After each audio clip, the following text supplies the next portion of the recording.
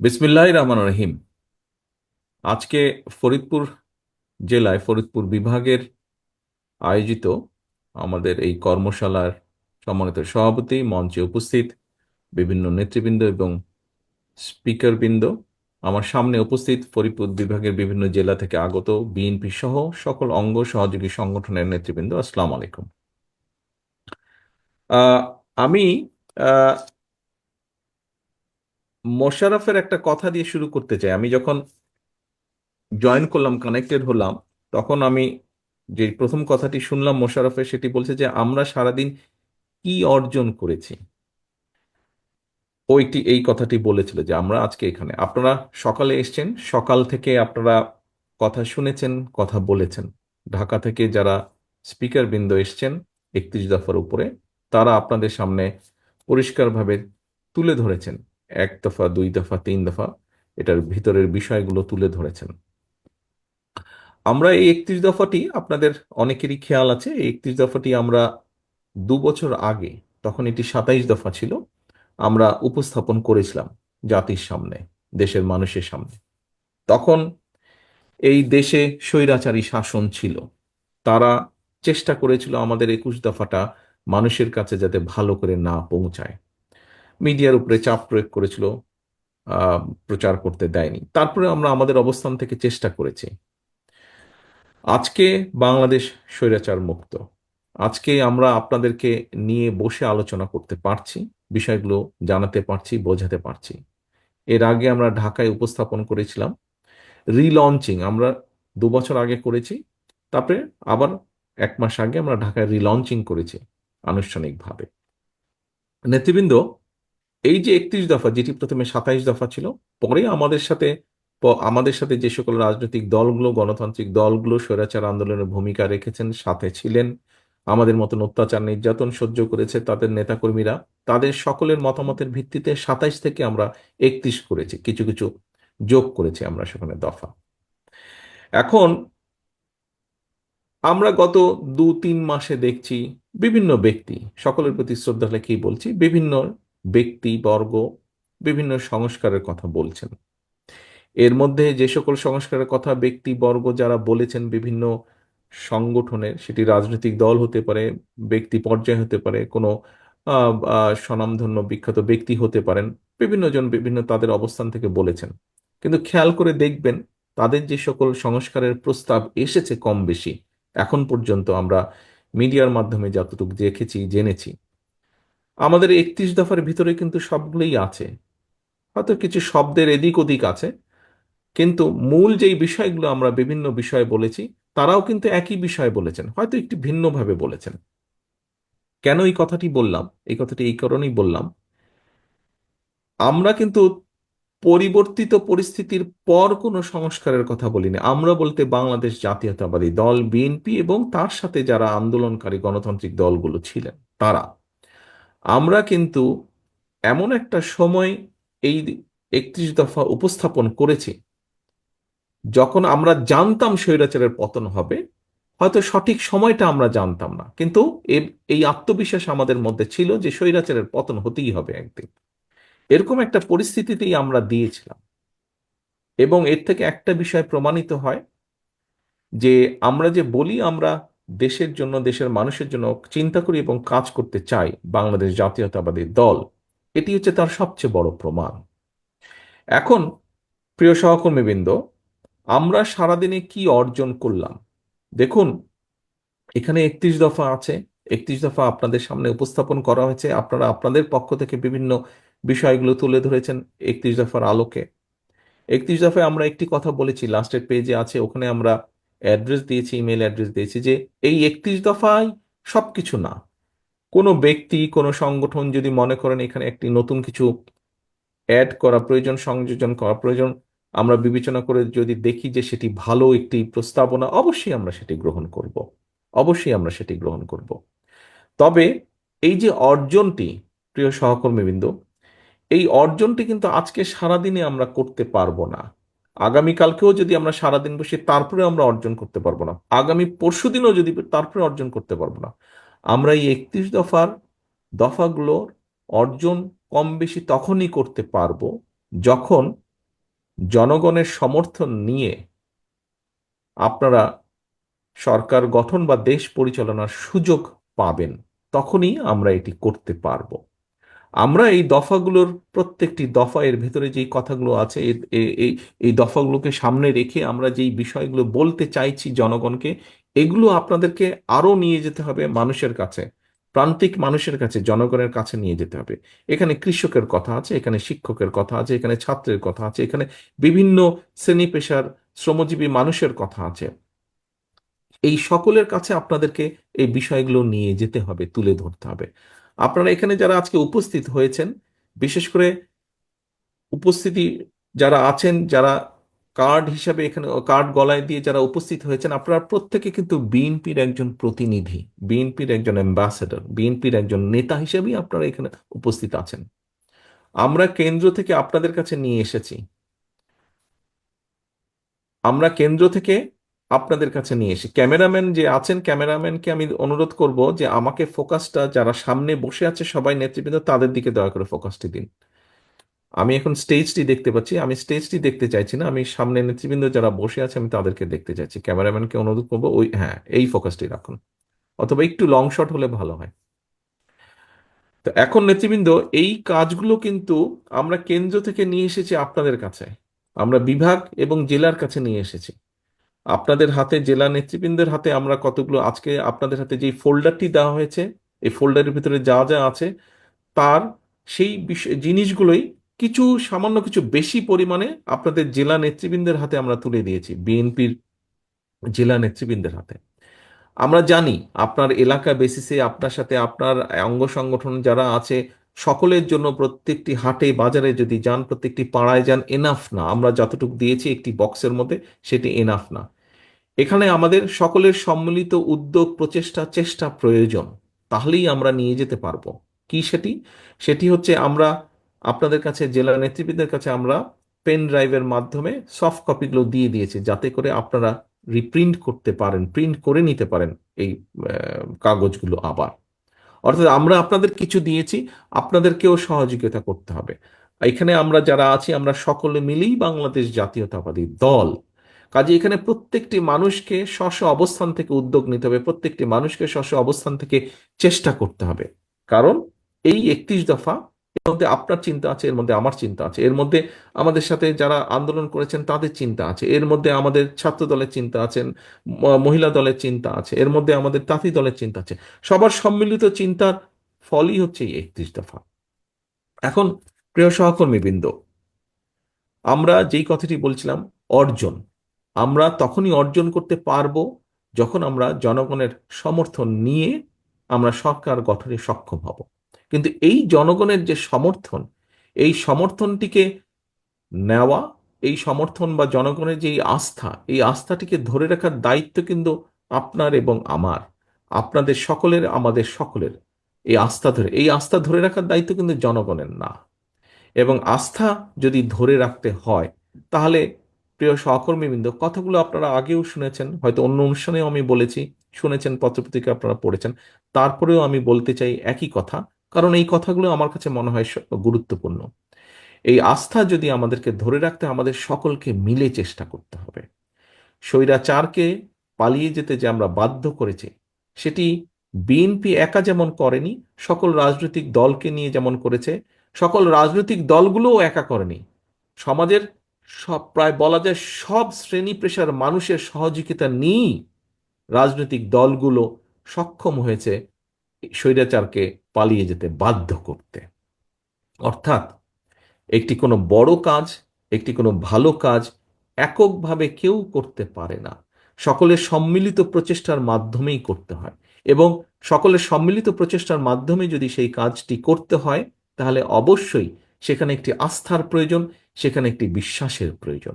প্রিয় সহকর্মীবৃন্দ, আপনারা প্রায় বলে থাকেন, আপনাদের সাথে যখন আমার প্রায় কথা হয়, বিভিন্ন সময় কথা হয় কম বেশি, আপনারা বলে থাকেন যে মানুষের আস্থা আছে বিএনপির উপরে। হ্যাঁ, মানুষের আস্থা আছে বিএনপির উপরে, কথাটি সঠিক। কিন্তু যদি আস্থা আছে বলে আমরা ঘরে বসে থাকি, তাহলে কিন্তু সেই আস্থা আস্তে আস্তে ক্ষয় হতে থাকবে। সেই আস্থা আছে বলে যদি আমরা চুপচাপ থাকি, অথবা আহ, এমন কিছু করি যে ঠিক আছে এখানে যদি একটু কিছু হয় তাহলে এত বড় দেশের মধ্যে তো আর এমন কিছু হচ্ছে না, এরকম যদি কোনো ভুল চিন্তা করে থাকি তাহলেও কিন্তু আমরা ক্ষতিগ্রস্ত হব। দল আমি একা না, দল আপনি একা না, দল আমরা সবাই। কাজী সহকর্মীবৃন্দ, এই যে বিএনপির প্রতি মানুষের আস্থা আছে, এটিকে আমাদের ধরে রাখতে হবে। এটিকে আমাদের ধরে রাখতে হবে। আমাদের যে কাঙ্ক্ষিত নির্বাচন, একটি রাজনৈতিক দল হিসাবে আমরা একটি গণতান্ত্রিক রাজনৈতিক দল এবং একটি নিরপেক্ষ স্বাধীন নির্বাচন আমরা আশা করব, চাইব। এটি একটি স্বাভাবিক ব্যাপার। এটি একটি স্বাভাবিক ব্যাপার যে বিএনপির মতন একটি দল একটি নির্বাচনই চাইবে, যেই নির্বাচনে মানুষ নিরাপদে স্বাধীনভাবে ভয় ভীতিহীনভাবে ভোট দিতে পারবে। আমরা জনগণের যেটি ডিসিশন, যেটি সিদ্ধান্ত নির্বাচনের মাধ্যমে, সেটি অবশ্যই আমরা মেনে নেব। এখন প্রিয় সহকর্মীবৃন্দ, ওই পর্যন্ত তো আমাদেরকে যেতে হবে। ওই পর্যন্ত যেতে হলে আমাদের প্রত্যেককে স্ব স্ব জায়গা থেকে ভূমিকা নিতে হবে। এখানে ছাত্র দলের কর্মীই হোক, এখানে তাঁতি দলের কর্মীই হোক, এখানে যুব দলের কর্মী হোক, স্বেচ্ছাসেবক দল হোক, মহিলা দল হোক, আপনার কাছে যদি এরকম একটি 31 দফা থাকে, আমার নেতা হিসাবে আপনার প্রতি নির্দেশনা থাকবে, আপনার সহকর্মী হিসাবে আপনার প্রতি আমার অনুরোধ থাকবে, আপনি চেষ্টা করেন, নিজ উদ্যোগে চেষ্টা করেন এরকম 10টি ছাপাতে, ছাপিয়ে 10 জন মানুষের কাছে যেতে।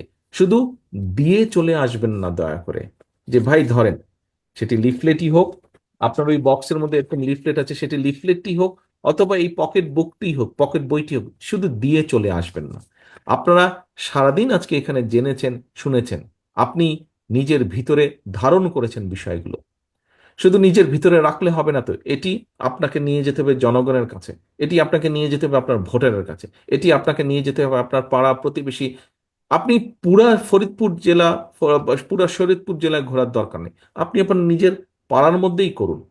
আপনার নিজের পাড়ার মধ্যেই আপনি 31 দফাটি নিয়ে যান।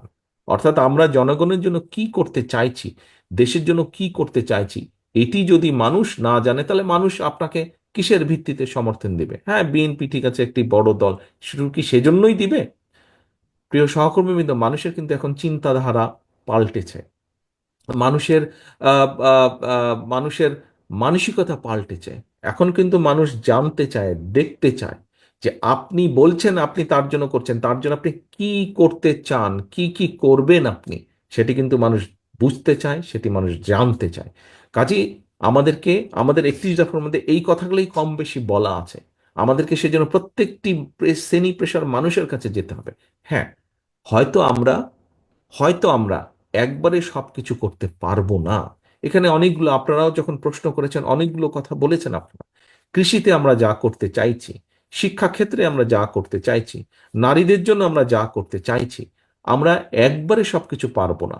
কিন্তু অন্তত আমরা সূচনা করতে পারবো, আমরা যদি মানুষের সমর্থনের সুযোগটা পাই। এবং সূচনা যদি আমরা করতে পারি, আমরা সূচনা করব। আরেকজন আজকে এখানে যে নেতৃত্ব আছেন, আপনারা সুযোগ পেলে ইনশাল্লাহ আপনারা সূচনা করবেন। আপনাদের পরবর্তী নেতৃত্ব সেটিকে আগিয়ে নিয়ে যাবে, তার পরবর্তী নেতৃত্ব ইনশাল্লাহ সেটিকে সফলতার পর্যায়ে নিয়ে যাবে। এভাবেই সভ্যতা বিকাশ হয়েছে, এভাবেই আমরা তৈরি করব। প্রিয় সহকর্মীবৃন্দ, সকাল থেকে আপনারা অনেক সময় নিয়েছেন, অনেক সময় দিয়েছেন এখানে আপনারা আজকের এই অনুষ্ঠানটাকে সফল করার জন্য।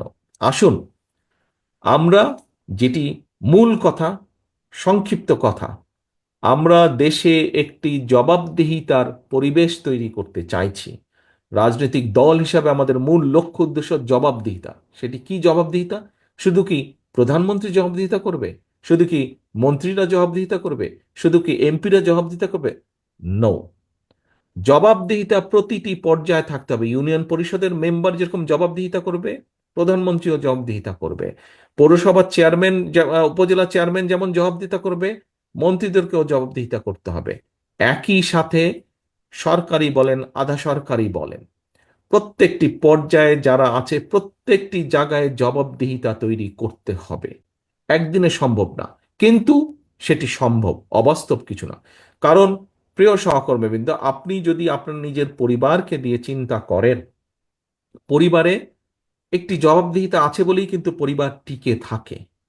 পরিবারের কতগুলো নীতি নৈতিকতা থাকে, জবাবদিহিতা আছে বলেই, সেই জন্যই পরিবারটি ঐক্যবদ্ধ থাকে। আজকে এই যে পলায়নকৃত যে স্বৈরাচার, তাদের আমলে আমরা দুর্নীতির কথাই বলি, তাদের আমলে আমরা অরাজকতার কথাই বলি, আইন শৃঙ্খলার ক্ষেত্রে অবনতির কথা যেটিই আমরা উল্লেখ করি না কেন, যেটিই আমরা তুলে আনি না কেন, কোনো ক্ষেত্রেই কোনো জবাবদিহিতা ছিল না। আপনারা দেখেছেন 14 সাল, 24 সাল, 18 সাল তথাকথিত নির্বাচনগুলো দেখেছেন আপনারা। এই ফরিদপুরেই আমরা দেখেছি, পত্রপত্রিকায় দেখেছি যে তাদের অঙ্গ সহযোগী সংগঠনের নেতারাই বলেছে যে, বিভিন্নভাবে পত্রিকা এসেছে যে হাজারো কোটি টাকা তারা পাচার করে দিয়েছে। এখন এই যে অর্থ পাচার তারা করেছে, এটি কার কি ফরিদপুরের মানুষ ভালো সেটি জানে। কিন্তু করেছে তো, ঘটনা তো এরকম একটি নিশ্চয়ই ঘটেছে, নাহলে এই কথা আসলো কেন? এখন দেশে যদি সত্যিকারভাবে জবাবদিহিতা থাকতো, তাহলে কি দেশের মানুষের এই 2,000 কোটি টাকা পাচার করা সম্ভব ছিল? অবশ্যই সেটা সম্ভব ছিল না। কাজেই আমরা দুর্নীতিকেই অ্যাড্রেস করতে চাই, আমরা আইনের শাসনকেই প্রতিষ্ঠিত করতে চাই। আমরা স্বাস্থ্য খাতে, এখানে একজন ডাক্তার সাহেব একটি কথা বলেছেন, আমরা স্বাস্থ্য খাতে এমন একটি পরিবেশ তৈরি করতে চাই যেখানে দেশের মানুষ দেশের চিকিৎসকের কাছেই চিকিৎসা সুবিধা নিতে পারবে। আমরা এমন একটি পরিবেশ তৈরি করতে চাই যেখানে যেখানে শিক্ষার্থীরা তাদের তাদের যেটা ন্যায্য শিক্ষা, সেই শিক্ষা দেশের করতে নিতে পারবে। যেটি আমরা করতে চাই না কেন, একজন পলিটিক্যাল অ্যাক্টিভিস্ট বা একজন রাজনৈতিক কর্মী হিসাবে আমি মনে করি, জবাবদিহিতা যদি প্রতিষ্ঠিত করা যায়, তাহলেই একমাত্র সবকিছু, অনেক কিছু করা সম্ভব। এবং সেই অনেক কিছুর যদি সূচনা করতে হয়, প্রিয় সহকর্মীবৃন্দ, তাহলে আমাদেরকে নিশ্চিত করতে হবে যে দেশে একটি, যেই নির্বাচনের জন্য দেশের মানুষ, যেই জবাবদিহিতা তৈরির জন্য, যেই অধিকার প্রতিষ্ঠিত করার জন্য দেশের মানুষ জীবন দিয়েছে, আমাদের হাজারো নেতাকর্মী শহীদ হয়েছেন, সেই কার্যটি যাতে সম্পন্ন হয়। এবং এই কাজটি যদি করতে হয়, ঘুরে আবার পিছনেই যেতে হবে। সমগ্র মানুষ একত্রিত হয়ে, বিভিন্ন শ্রেণী পেশার মানুষ ঐক্যবদ্ধ হয়ে যেরকম স্বৈরাচারকে পালিয়ে যেতে বাধ্য করেছে, ঠিক অধিকারকে, দেশের মানুষের অধিকারকে প্রতিষ্ঠিত করতে হলে সকলকে একত্রিতভাবে ঐক্যবদ্ধভাবেই করতে হবে। এবং তখনই ঐক্যবদ্ধভাবে সেইটি নিশ্চিত করতে সক্ষম হলেই আমরা 31 দফার বাস্তবায়নের কাজ শুরু করতে সক্ষম হব, যার মাধ্যমে পর্যায়ক্রমিকভাবে আমাদের কাঙ্ক্ষিত বাংলাদেশ গড়ার কাজটি আমরা শুরু করতে পারবো। প্রিয় সহকর্মীবৃন্দ, আজকে আপনারা এখানে সারাদিন সময় দিয়েছেন, সারাদিন সময় আপনারা ব্যয় করেছেন। আপনাদের সহকর্মী হিসাবে, আপনাদের নেতা হিসাবে আমার একটি কথা আপনাদের কাছে, আমরা যদি আমাদের লক্ষ্য অর্জন করতে চাই, এখানে উপস্থিত প্রত্যেকটি নেতা, প্রত্যেকটি কর্মীর সহযোগিতা আমার প্রয়োজন। আপনাদের সহযোগিতা আমার প্রয়োজন বাস্তবায়নের জন্য। কি সেই সহযোগিতা? সহযোগিতার প্রথম শর্ত, অনেকগুলো শর্ত আছে। প্রথম শর্তটি হচ্ছে প্রথম শর্তটি হচ্ছে জনগণকে আস্থায় রাখা। এবং জনগণকে যদি আস্থায় রাখতে হয়, আপনি বিগত 15 বছরের বেশি সময় বহু অত্যাচার, নির্যাতন সহ্য করে আজ এই জায়গায় দাঁড়িয়ে আছেন বা আজ এই জায়গায় উপস্থিত হয়েছেন। আপনাদের কাছে বিষয়টি, ঝড় আপনারা পার হয়ে এসেছেন। প্রিয় সহকর্মীবৃন্দ, এখন যেই পালা সেটি হচ্ছে, এখন যেই অংশ সেটি হচ্ছে জনগণকে আস্থায় রাখা। জনগণকে আস্থায় রাখতে হলে অবশ্যই জনগণের প্রত্যাশা অনুযায়ী আমাদেরকে উঠতে হবে, চলতে হবে, আমাদেরকে কথা বলতে হবে, আমাদেরকে সেভাবে বসতে হবে। এখানে মিঠু একটি প্রশ্ন করেছিল, মিঠু তার একটি মতামত দিয়েছিল। আমি সেই মিঠুর সাথেই একই সাথে আমি বলতে চাই, আমাদেরকে জনগণকে আস্থায় রাখতে হলে অবশ্যই আমাদের মধ্যে কেউ কেউ কিছু কিছু ভুল করছে, সেই ভুলগুলোকে তাদেরকে শুধরে দিতে হবে, অথবা তাদেরকে সতর্ক করতে হবে, তাদেরকে সাবধান করতে হবে, ক্ষেত্র বিশেষে আমাদেরকে আরো কঠোর হতে হবে। প্রিয় সহকর্মীবৃন্দ, আমরা একটি রাজনৈতিক দল। রাজনৈতিক দলের সবচেয়ে বড় পুঁজি হচ্ছে, আমরা এখানে উপস্থিত প্রত্যেকে এক একজন রাজনৈতিক কর্মী। রাজনৈতিক কর্মীর সবচেয়ে বড় পুঁজি হচ্ছে মানুষের আস্থা। দলের পুঁজি হচ্ছে জনগণের আস্থা। জনগণের আস্থা যদি, এই পুঁজি যদি নষ্ট হয়ে, পুঁজি যদি হাত পড়ে, তাহলে কিন্তু সবকিছু নষ্ট হয়ে যাবে।